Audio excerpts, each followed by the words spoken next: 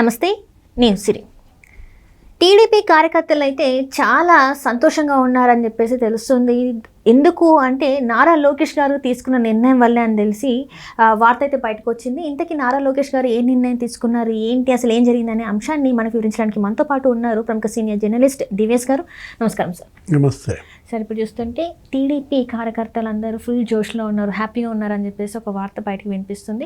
దానికి కారణం మంత్రి నారా లోకేష్ గారు ఒక నిర్ణయం తీసుకున్నారు. ఆ నిర్ణయం బట్టి ఇప్పుడు వీళ్ళందరూ ఇంత సంతోషంగా ఉన్నారని తెలుస్తుంది సార్. ఇంతకీ ఆ నిర్ణయం ఏంటంటారు సార్? అంటే వాళ్ళ తాత ఎన్టీఆర్ ఆత్మాభిమానం, ఆయన ఎత్తుకున్నది తెలుగు జాతి ఆత్మాభిమానం అంటూ తెలుగుదేశం పార్టీని ఇవాళ ఇంత సమున్నతంగా నిలిపాడంటే వ్యవస్థాపక అధ్యక్షుడు ఎన్టీఆర్. వాళ్ళ నాన్న ఆత్మవిశ్వాసం, ఉపాధి కల్పన, యువత, ఇంజనీరింగ్ కాలేజీలు, ఇన్ఫర్మేషన్ టెక్నాలజీ, ఆర్టిఫిషియల్ ఇంటెలిజెన్స్, ప్రతి ఇంటి నుంచి ఒక ఐటీ నిపుణుడు రావాలన్నాడు. ఇవాళ ప్రతి ఇంటి నుంచి ఒక ఎంటర్ప్రెన్యూర్ రావాలంటూ, జాబ్ ఫస్ట్ అంటూ, వన్ ఫ్యామిలీ వన్ ఎంటర్ప్రైనర్ అంటూ ఇవాళ ఏంటి అటు సూపర్ 6 హామీలు అమలు చేయటం, ఆయనంతా కూడా ఏంటి అభివృద్ధి కార్యక్రమాలు, ఇటు సంక్షేమం, విజనరీ లీడర్గా చంద్రబాబు, ఇప్పుడు లోకేష్, ఇది 3వ తరం. ఇక లోకేష్ ఇక కార్యకర్తల పాలిట ఆపద్ బాంధవుడు, అనాథ రక్షకుడు. ఏది ఎవరు ఆపదలో ఉన్నా బంధువు. ఎందుకంటే కార్యకర్తల సంక్షేమ నిధికి అతనే ఆద్యుడు. తెలుగుదేశం పార్టీకి కార్యకర్తే వెన్నెముక. అటు ఎన్టీఆర్ హయాం నుంచి, ఇవాళ చంద్రబాబు హయాం నుంచి, రేపు లోకేష్ హయాం, ఈ మొత్తం 3 తరాలు మనం చూస్తే 42 ఏళ్ల ఈ జర్నీలో కార్యకర్త ఇవాళ జెండా భుజాన మోసి ఎలా నిలబెట్టాడు అంటే, ఈ 42 ఏళ్లలో నీకు దగ్గర మరి 17 ఏళ్ళు మాత్రమే ప్రతిపక్షంలో, మరి 25 ఏళ్ళు అధికారంలో నిలబెట్టారంటే దీన్ని చంద్రయ్య యాదవే నీకు ఉదాహరణ కదా. మెడ మీద కత్తి పెట్టి జై జగన్ అనమన్నా కూడా ఆ కార్యకర్త అనలేదంటే, జై చంద్రబాబు అన్నాడంటే ఏది కోసేటప్పుడు కూడా అది కదా తెలుగుదేశం. అక్కడ కార్యకర్త అంటే అది సంస్థాగతంగా బలంగా ఉన్నటువంటి పార్టీ. ఇవాళ గ్రామాన అసలు ఏ ఊరు వెళ్ళినా తెలుగుదేశం జెండా లేని ఊరు ఉండదు, తెలుగుదేశం కార్యకర్తలు లేని ఊరు ఉండదు అనమాట. ఆ కార్యకర్తల సంక్షేమ నిధి అంటూ ఒకటి తెచ్చి, ప్రమాద బీమా అని ఒకటి పెట్టి, ఆ ప్రమాదాల్లో చనిపోయిన కుటుంబాలకు 2 లక్షల బీమా, దేశంలో ఫస్ట్ టైం తెలుగుదేశం పార్టీ అన్నమాట.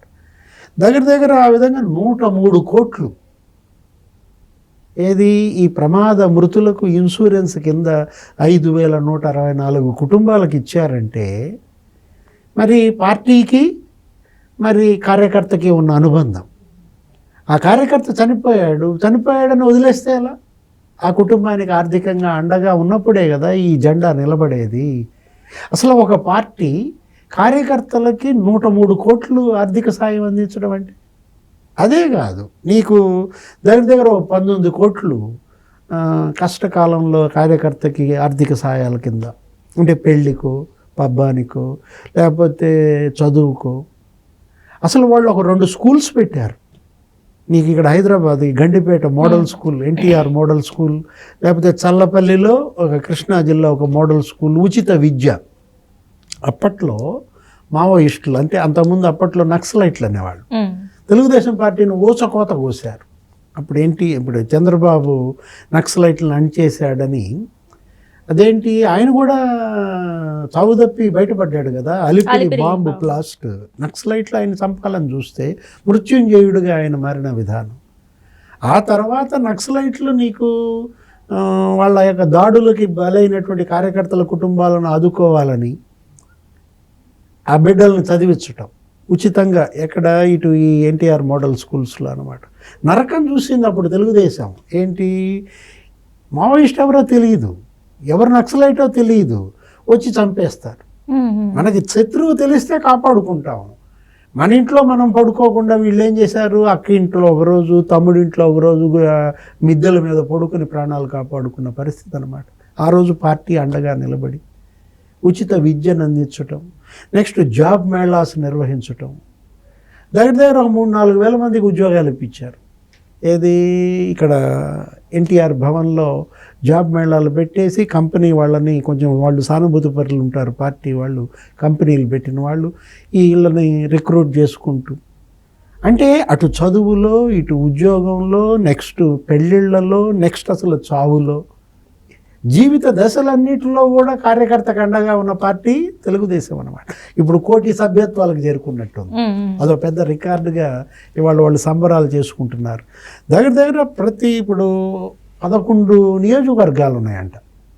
ఒక్కొక్క నియోజకవర్గంలో 1,00,000 సభ్యత్వం, 1,00,000 మంది కార్యకర్తలు ఉన్నటువంటి నియోజకవర్గాలు 11 ఏమో ఉన్నాయంటే ఇంకా నీకు 1,00,000 ఓట్లు పడ్డట్టేగా అక్కడ.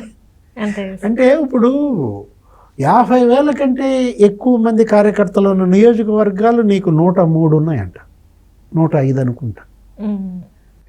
ఆ నియోజకవర్గంలో 50,000 మంది పైన కార్యకర్తలు అంటే వాళ్ళ ఓట్ బ్యాంక్ 50,000 పైన ప్రారంభం అవుద్ది అనమాట. ఈ 11లో ఓట్ బ్యాంక్ 1,00,000కి మించి ప్రారంభం అవుద్ది అనమాట. ఎక్కడికి చేరుద్ది అది వేరే విషయం.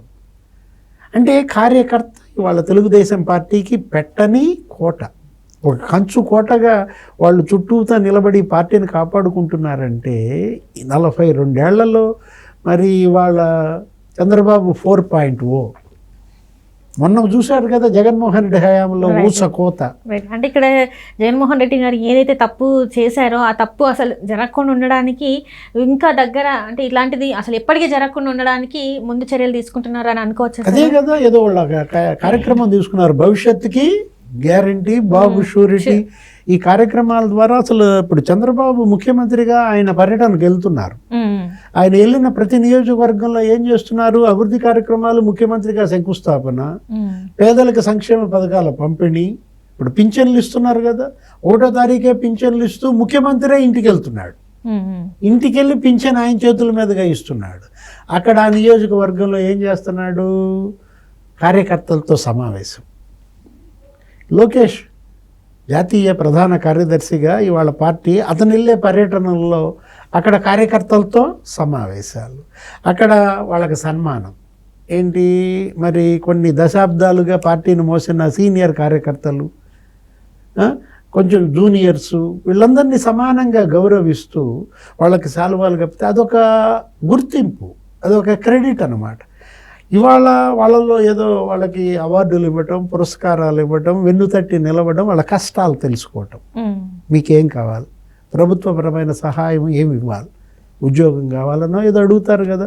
నా బిడ్డ మరి MBA చేసిందంటే కొంచెం ఎక్కడన్నా మీకు తెలిసిన కంపెనీలో జాబ్ ఇప్పించండి అను, లేదు పెళ్ళిళ్ళకు సంబంధించో, లేదు చదువులు, ఇప్పుడు మోడల్ స్కూల్ ఉన్నాయి కదా, మోడల్ స్కూల్స్లో చేర్పించమను, వైద్య సహాయం.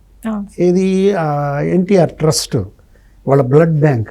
ఎవరామె? మన మేడం భువనేశ్వరి మేడం. అసలు ఆమెగా గెలిపించింది వీళ్ళని. చంద్రబాబుని 53 రోజులు జైల్లో పెడితే ఆమె అసలు ప్రచారం చేశారు. అసలు ఇంట్లో నుంచి బయటికి రాని ఆమె నిజం గెలవాలి అంటూ ఆమె ప్రచారం. జగన్మోహన్ రెడ్డి హయాంలో తెలుగుదేశం నరకం చూసింది.